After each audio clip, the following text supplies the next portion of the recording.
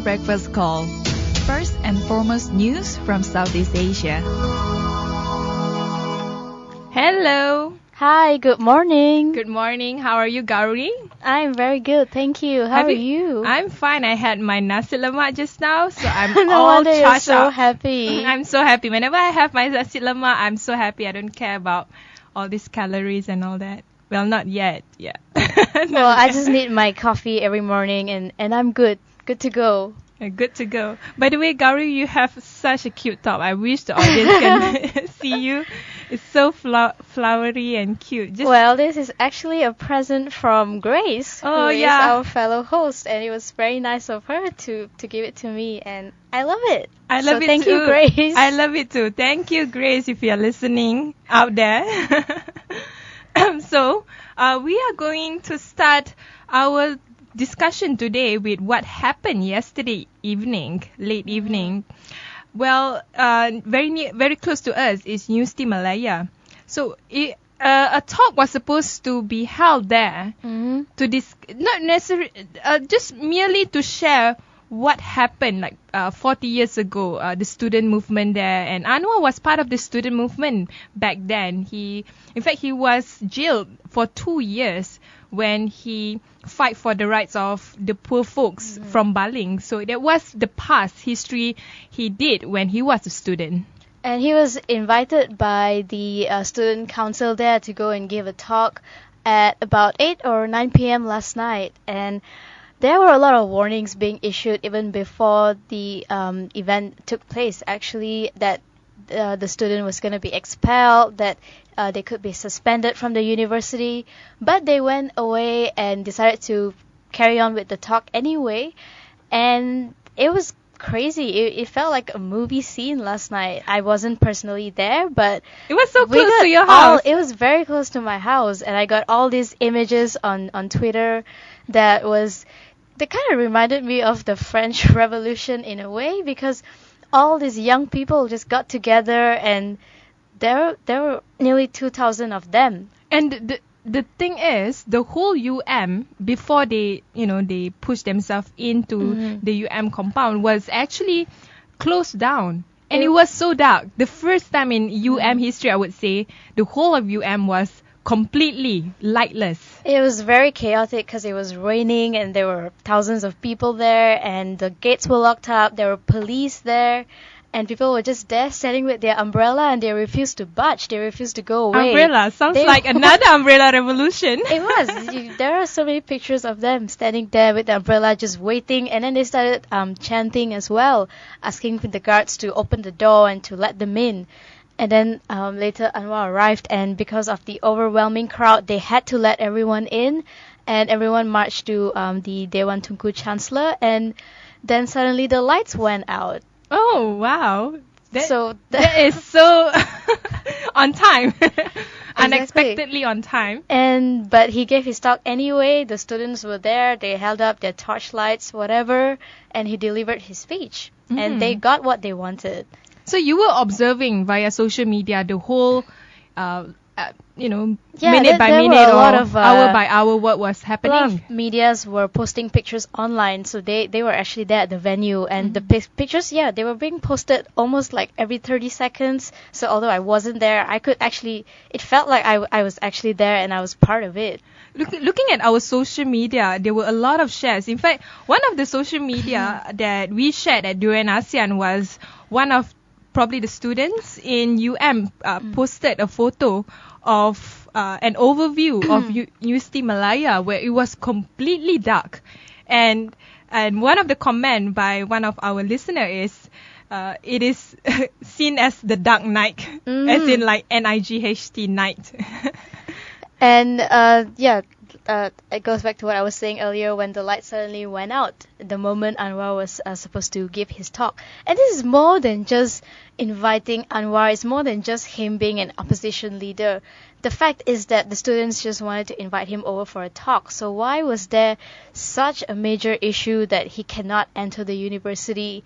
He is Malaysian, and like you said, he was part of the student council back when he was in UM. He was an alumni of University Malaya. What was their justification for not letting him in just because he's an opposition leader? And that is very biased.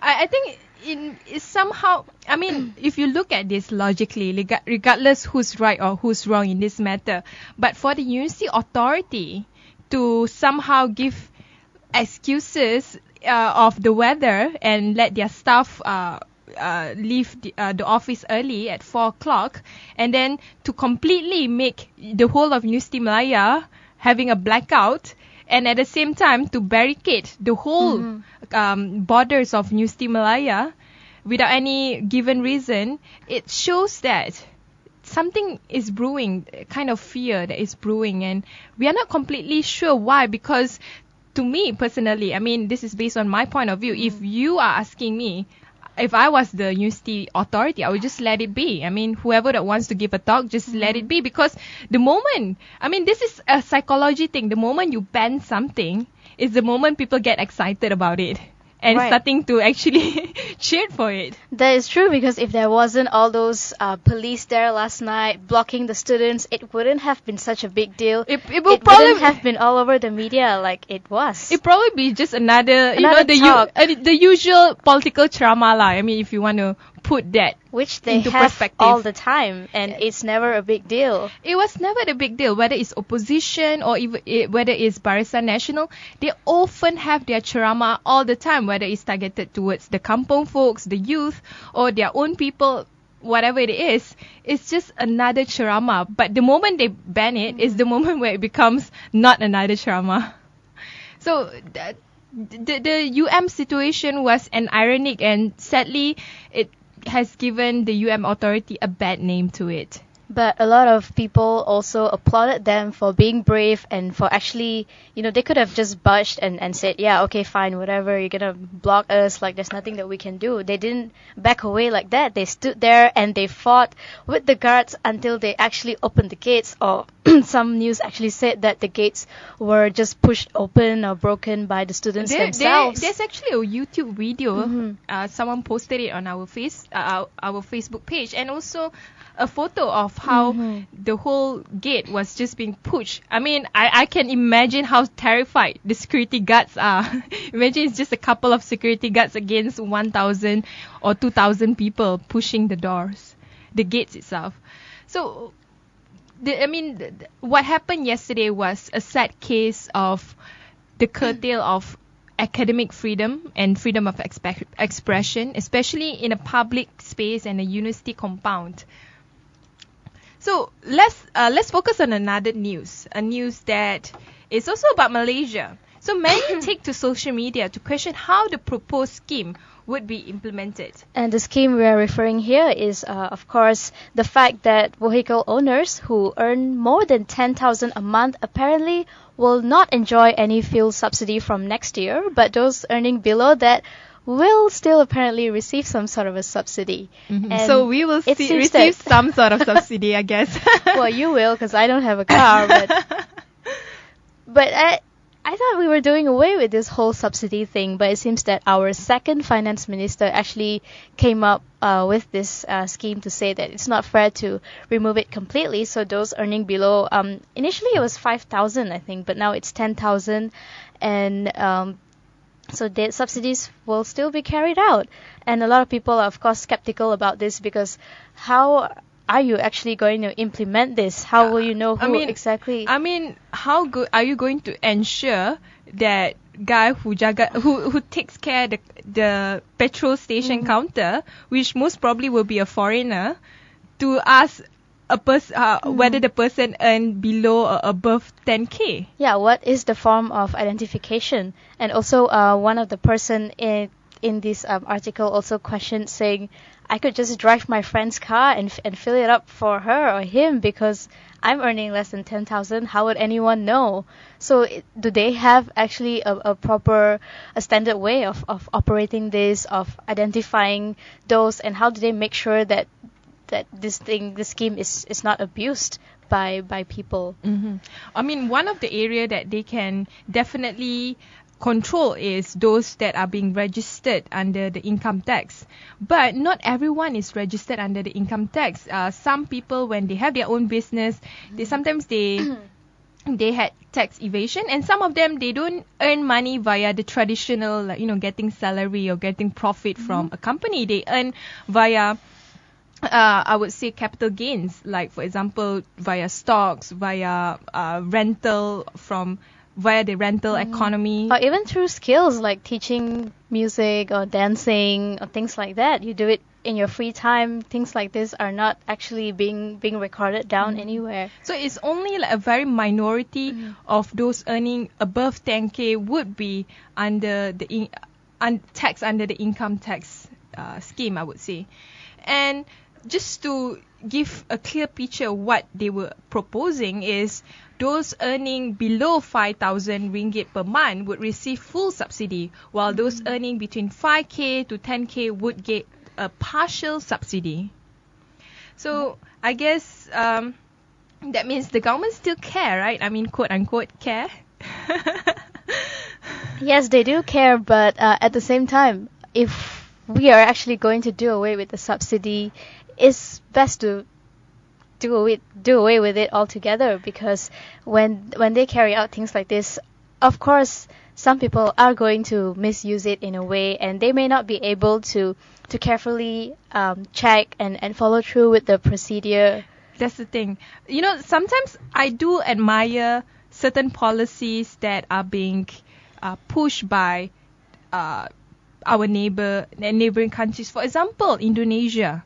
I mean, Indonesia just had its new president, Jokowi, and the first thing that he did was to make sure that, the subsidy for fuel is being cut down. And nobody complained about it. Even if they were, people will just accept it as just part of the economic reform that people have to do. The government has to do. It's unpopular that the government has to do. For our own government, it seems like they are always half-hearted when they do things. When they want to focus on welfare restructuring, or they want to focus on subsidy restructuring, or even tax reform, it's always half-hearted. And like our speaker put it very aptly yesterday, there's always going to be pain, but it's something that we have to deal with because our country is still very much developing. We're heading towards a high-income nation. We're going for economic growth. So there are certain things like this that we just have to deal with, and it's important for the country to grow, because it's a reciprocal thing. Because when the country grows, then it goes back to you, and it affects you economically as well.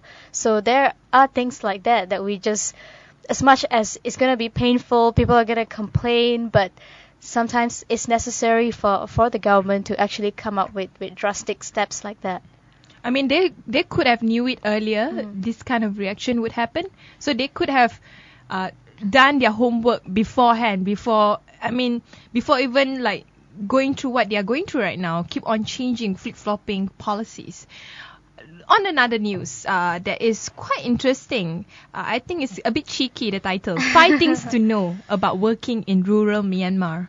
And Myanmar is unsurprisingly actually attracting a growing number of international companies, organizations, and a lot of people from neighboring countries as well, who are actually starting to go to Myanmar because it's going through this economic transition that's attracting a lot of outside investors. A lot of investors, when they think about Myanmar, they would possibly think that, maybe it's like Cambodia, it's like Vietnam, it's like Thailand, but it's completely different. The culture, the food, the attitude of people. I would say Myanmar people are much more conservative than the rest of Southeast Asian society, but at the same time, they are also quite skeptical in having another military regime to control them, since they have been under military regime for quite a long time. So the first one that was being stated in this really interesting article by Devex.com, Devex.com, said that Myanmar is not the next Vietnam. Understand the context surrounding the country's transition is essential. And Myanmar is embarking on a difficult triple transition. And one is, of course, like you mentioned earlier, from a military rule. And they are trying to head towards a more democratic government. And then, of course, all the ethnic wars that they're facing right now, to peace, and also from extreme poverty to broad growth. And these are the three aspects that they looking to transit from right now. And the second point is mobile access can dramatically transform the rural landscape, but a multi-channel approach is key.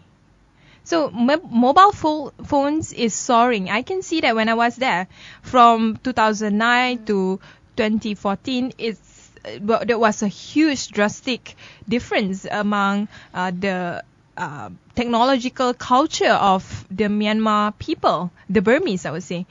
And if you look at the SIM card prices, it's very interesting. Well, just last year, it's reported to be $120, and today it's only $150.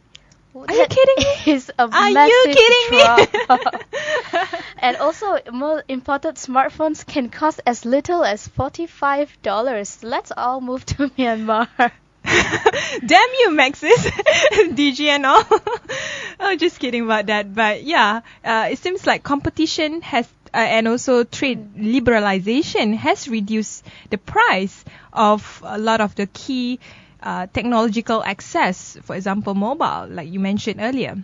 So number 3 of this topic is design matters. Understand rural users and the problems they are trying to solve. And Myanmar's base of the pyramid customers are actually quite nuanced, and they have models that have worked elsewhere that may not succeed here, unless these organizations are willing to actually spend time to modify, to invest time and energy to really understand who their customers are and adapt to the changes accordingly. Interestingly, number 4 is about distribution. So distribution is king, but financing is queen. So, I mean, if you look at what is being shared here, is, I would say, Economy 101 or Business 101. Of course, the most successful companies are the companies that are able to have very good product distribution. iPhone, for example, they have very good product distribution. And because this article is focused on rural Myanmar, they also mentioned that there are 65,000 villages in Myanmar, and many of them can only be reached by a boat, a motorcycle, or an ox cart. Oh, I missed that! Which is why the distribution is very, very important, because Ox to cart. reach out to all these people, you cannot rely on the conventional methods of using a delivery van or something, because these people are in places that are difficult to reach. But Gowri, ox cart in Malay, it will be kereta lembu. You need to go to India. You will love it there. Bring me there, Gowri. So the last one is the lack of human capital. Remains the biggest constraint, and I think when you talk about human capital, it is the biggest constraint in the entire Southeast Asia, including in Singapore. That's why they have a huge thirst on foreign migrants. And the reason why they are lacking in human capital is because most of the Myanmar people have moved here to Malaysia. Oh, we took their people. We did, and now they're suffering from a lack of human capital. We need to give their people back to them. Malaysia need to quench their thirst from having too many needs of foreign workers, and just let them develop their own country. We're just addicted to foreign workers. Too addicted. We should have a show just to talk about foreign workers in Malaysia. So then, besides sharing news about the situation in Myanmar, we also want to share a news about a country that is trying to get into ASEAN, but still not quite there yet. They are still having that observer status. And I'm mentioning a country called East Timor, which just gained their independence probably last 10 years ago. Right, and of course, despite their history of corruption and instability, East Timor actually has a very good potential, and they have credible institutions of law and democracy, which is very promising, and it's very possible that they could be a part of ASEAN. And I think they have been waiting to be part of ASEAN for quite some time, especially East Timor. having to sign majority of the UN declaration and conventions, and they have been trying to participate in the larger democracy. They also have their key president who fight for East Timor, nominated for the Nobel Peace Prize a couple of years ago. So they are definitely moving in the right direction. They just need that one small opening within ASEAN to be part of the larger economy regional bloc. And the next one is pretty interesting because we seldom talk so much about what is happening in South America, but what is happening right now is South America is in a very interesting political development, in a way that they have a couple of women president, and one of it is Brazil.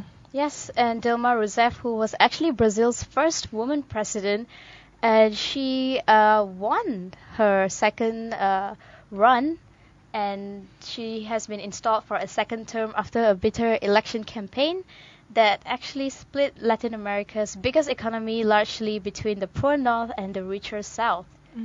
So she is considered a leftist, and Brazilian narrowly voted leftist President Dilma Rousseff back into office on Sunday for a second term after a bitter election campaign that split Latin America's biggest economy largely because the poor north and the richer south. So inequality is one of the key issues in majority of the campaign elections. If we were to go back to Malaysia, it is also one of the key campaign elections, I would say, theme among Malaysian politicians. And she is focusing on a lot of economic reforms, or at least from what we have here. And she is trying to retain this economy, although they are having a bit of a recession right now, with above target inflation and a fiscal position that actually risk pushing the country's debt into junk status. But maybe that's the reason why the middle class are not really happy with her, because of the fiscal recession that is happening there. And interestingly, one of her moves was also to control the fuel prices and to manipulate the currency, which may have had an effect in the short term but have done nothing to actually support the investors' confidence. So investors are actually not too pleased that she has been reinstalled again into the office. One of the key issues that leftists politicians need to address when it comes to economy, because when it comes to political participation and when it comes to the ideal society that they want to create, it's definitely very much good in paper, but to address economic realities, sometimes politicians need to have a bit of both, in terms of ideology, and to understand the wider picture, what kind of economic development they want to achieve, and what kind of investment they want foreign investors to invest in the economy.